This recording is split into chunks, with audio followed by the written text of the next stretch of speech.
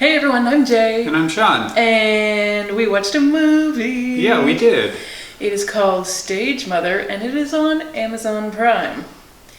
Okay, so Stage Mother. Starring Jacki Weaver, the lovely Jacki Weaver. She plays a woman named Maybelline, which is maybe all you need to know about her. I feel like the name Maybelline just communicates a lot about a person. Do you not agree? I guess I do agree. I didn't really think about it at the time, but it's a good point. Mm-hmm. It's very southern. She's a Texan conservative church lady. Is there any other kind of Texan white person? That's what I'm saying. Yeah. She's a Maybelline. Just going about her life when she gets the call to end all calls, the call you never want to get. She learns that her son is dead. So we learn that this is actually her estranged son. A son she has not seen in years and years because her son was gay.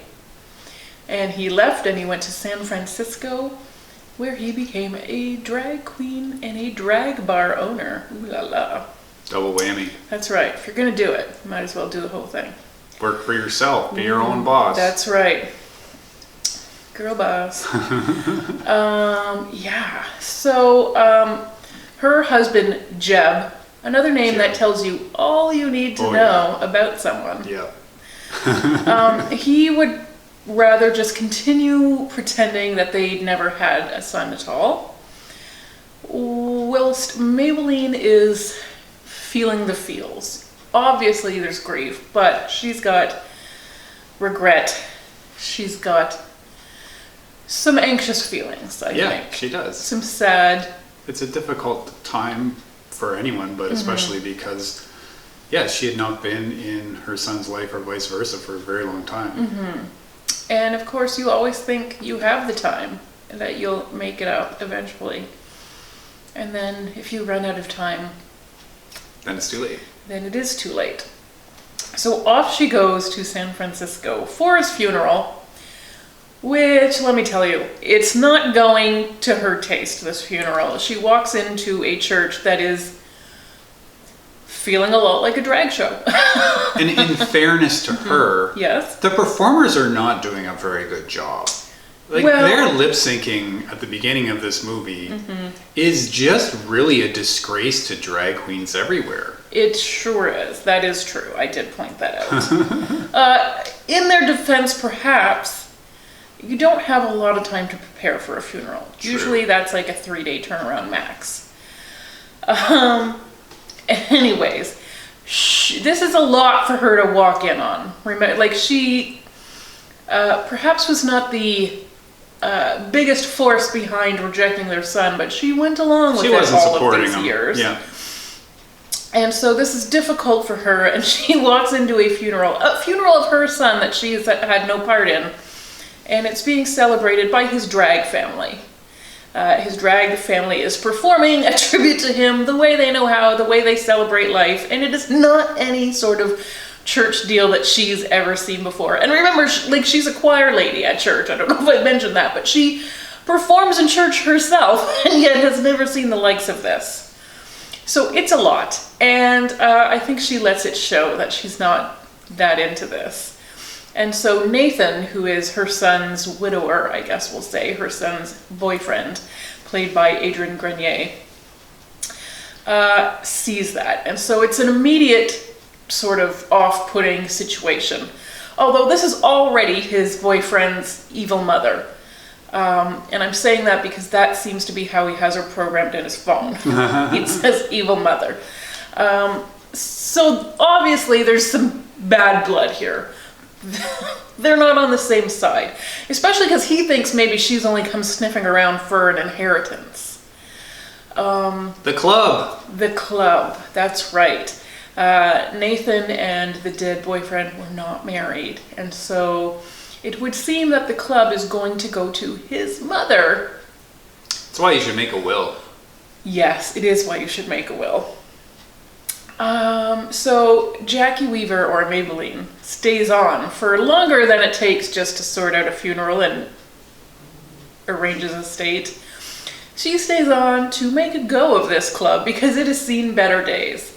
And it is hinted that since, you know, her son is gone, they've lost their way. But it seemed like it wasn't that great even when he was alive. He seems Don't like to speak ill of the dead. No, but he seems to have been having some hard times. He does die of an overdose, there's some addiction stuff going on. The club definitely is not in good shape. It's not in good shape. And so Maybelline is there to whip it into shape. And so we do learn that she and her son had a lot in common. And I think that was a nice bonding moment for them when he was young. But at a certain time, I guess that became inappropriate in Texas. And so he left and she did not follow. But I think it's her way of getting close to him by being in his club and being where he was loved and accepted. And maybe a little bit of trying to make up for her lack of mothering by mothering the other people in the club because, and you know, here's a sad thing. Her son was not the only lonely boy in that club. No, it's quite common. It is. A lot of these people have been estranged from their families just like Maybelline's son was. That's right. So we have Maya Taylor, who's fabulous, Allister MacDonald, Oscar Moreno, and Jacki Weaver are basically the drag family that we're talking about. They perform in the club. They were his chosen family. And now Maybelline's hanging around and being the stage mother to all of them. And even the neighbor upstairs, Sienna, played by Lucy Liu, who has kind of a newborn baby, turns out who also needed a grandmother. There's a lot of mothering to be done here. And so you do feel like if only she could have been there when he was alive, might have made a difference, because she is making a difference in the lives of the people still there. Yes, she is. And I think that's an interesting part of the movie of how, I mean, she's very upfront about it to say that she missed her opportunity with her son, and she's using that as his death as a way to change and learn and grow. And unfortunately, can't do it for her son, but is doing it for her son's friends and those around him. So, I mean, it's a sweet movie, I think. When you take all the mourning and addictions and stuff out, she has good intentions, but you feel for her because it is too late. Her son is gone. But she's doing this in his memory, and I guess in some way we can feel like maybe his death was not in vain because now someone's situation is improving. In some ways, the movie felt a little old-fashioned to me. Yeah, Just definitely. I agree. It's very quaint. Yes. For better or worse. I mean, I think there is an aspect where you can say that's where Maybelline is coming from. True. But it does feel like, well, maybe this is like a 90s movie when we're like trying to be like, yeah, being gay is okay. And it doesn't, I mean, shouldn't we be past that point? Exactly. That's exactly how I feel. It feels dated in that I feel like we are way past that. But you're right. There obviously are still tons of people who aren't even in Maybelline's shoes yet. Yeah. And so you're right. It's dated because she's dated. And she is just arriving right now at this place. Stage Mother is directed by Thom Fitzgerald, and I have to say, despite the fact that it does feel a little bit old-fashioned, I really felt this was an endearing movie. I love Jacki Weaver's performance, and I thought it was a really good watch. It is. It's worthwhile. It is an entertaining, feel-good movie. Feel good, despite all the death and bullying and addictions and abandoned children. But all of those problems are going to be solved except for the son's death.